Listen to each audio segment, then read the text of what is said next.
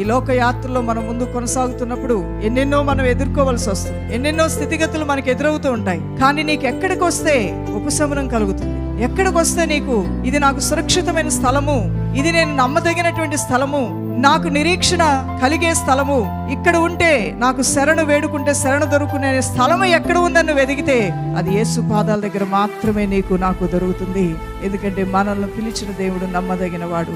ఆయనలో ఏ కుళ్ళు కుతంత్రము లేదు, ఏ మోసము లేదు, ఏ అబద్ధము లేదు, ఏ కీడు లేదు. నీ గురించి దేవునికి ఉన్న ఆలోచనలు అన్ని చాలా ఉత్తమమైనవి, శ్రేష్టమైనవి. అయితే దౌర్భాగ్యమైన పరిస్థితి ఏంటంటే ఆ దేవునితో సహవాసం చేసే విషయంలోనే చాలా సార్లు ఈ శరీరం అంగీకరించు, ఆ దేవుని చిత్తానికి లోబడే విషయంలోనే ఈ శరీర కోరికలు బలాత్కారం చేస్తూ ఉంటాయి. ఆత్మ శరీరానికి, శరీరం ఆత్మకి విరుద్ధంగా పనిచేస్తూ ఉంటుంది. దేవుని చిత్తాన్ని నెరవేర్చాలనే ఆశ, తపన, మంట ఉంటుంది ఒకవైపున. మరలా శరీరము, శరీర స్వభావము అది క్రమశిక్షణలో పెట్టుకునే విషయంలో విఫలం అవటం వలన, ఆ యొక్క ఆలోచన తత్వాలని సరిచేసుకోవటంలో అజ్ఞానంగా ఉండటం వలన, దేవుని యొక్క స్వరాన్ని విన్నప్పటికీ కూడా అన్ని స్వరాల్లో ఇది కూడా ఒక స్వరం, అంతే చెప్తారులే, అంతే మాట్లాడతారులే అంటూ వెళ్ళి దేవుని దగ్గరికి వెళ్ళి కూడా దేవుడు కూడా అంతే చెప్తాడులే అనే అలవాట్లు, పొరపాట్లుగా నిర్లక్ష్యంగా జీవించిన సంఘం లవదోకియా సంఘం. తన స్థితి ఏంటో తను గ్రహించుకోలేనటువంటి బలహీనమైన స్థితిలో ఉన్నటువంటి ఆ సంఘాన్ని చూసి దేవుడు దుఃఖపడ్డాడు. నిజంగా ఏ వ్యక్తి అయితే నేనేమై ఉన్నాను,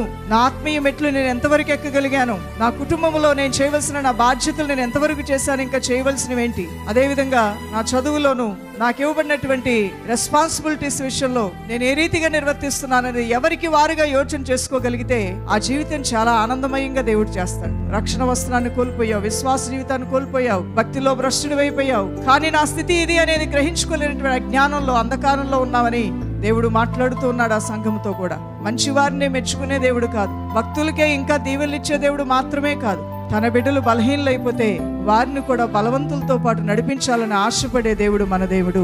దీవెనలతో నింపబడి రెండంతల ఆశీర్వాదాలతో వెళ్తున్న వారిని చూసి మాత్రమే సంతోషించే దేవుడు కాదు, అట్టి వారితో సమవుజ్జీలుగా నీ చేయి పట్టుకుని వారితో పాటు నిన్ను కూడా పరిగెత్తించాలని ఆశపడే దేవుడు. మొదటి స్థానంలో ఉన్న వారిని చూసి ఘనపరిచే దేవుడే కాదు, కడపటి స్థితిలో ఉన్న నిన్ను కూడా మొదటి స్థితికి తీసుకొని రావాలని ఆశపడే దేవుడు నీ దేవుడు.